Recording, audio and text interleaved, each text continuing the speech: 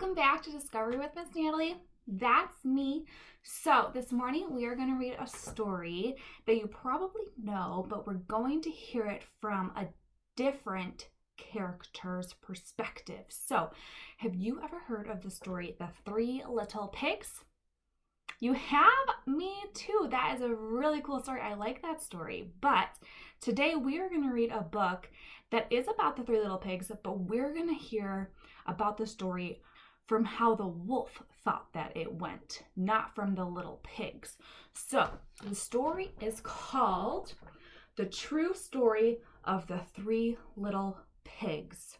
And this was written by John Scieszka and illustrated by Lane Smith. So let's see how the wolf thought that this story went rather than the Three Little Pigs. The True Story of the Three Little Pigs. Everybody knows the story of the Three Little Pigs, or at least they think they do. But I'll let you in on a little secret. Nobody knows the real story because nobody has ever heard my side of the story. I'm the wolf, Alexander T. Wolf. You can call me Al. I don't know how this whole big bad wolf thing got started, but it's all wrong. Maybe it's because of our diet. Hey, it's not my fault wolves eat cute little animals like bunnies and sheep and pigs. That's just the way we are. If cheeseburgers were cute, folks would probably think you were a big and bad too. But like I was saying, the whole big bad wolf thing is all wrong. The real story is about a sneeze and a cup of sugar. This is the real story. Ooh, let's find out what the wolf is going to say. Way back in a once upon a time, I was making a birthday cake for my dear old granny.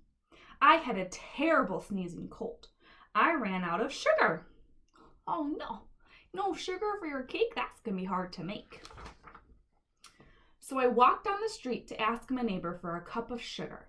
Now this neighbor was a pig, and he wasn't too bright either. He had built his whole house out of straw. Can you believe it? I mean, who in his right mind would build a house of straw? So, of course, the minute I knocked on the door, it fell right in. I didn't want to just walk into someone else's house, so I called, little pig, are you in? No answer. I was just about to go home without the cup of sugar for my dear old granny's birthday cake. That's when my nose started to itch. I felt a sneeze coming on. Well, I huffed and I snuffed. And I sneezed a great sneeze. Achoo! And you know what? That whole darn straw house fell down. And right in the middle of the pile of straw was the first little pig. He had been home the whole time. Oh. It seemed like a shame to leave a perfectly good ham dinner lying there in the straw, so I ate it up. Think of it as a big cheeseburger just lying there. I was feeling a little better, but I still didn't have my cup of sugar, so I went to the next neighbor's house. This neighbor was the first little pig's brother. He was a little smarter, but not much. He had built his house of sticks. I rang the bell on the stick house. Nobody answered. I called, Mr. Pig, are you in? He yelled back, go away, wolf! You can't come in. I'm shaving the hairs on my chinny chin. I had just grabbed the doorknob when I felt another sneeze coming on.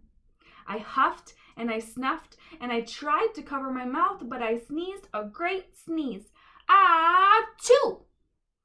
And you're not going to believe it, but this guy's house fell down just like his brother's, and when the dust cleared, there was the second little pig. Now you know food will spoil if you just leave it out in the open. So I did the only thing there was to do. I had dinner again. Think of it as a second helping.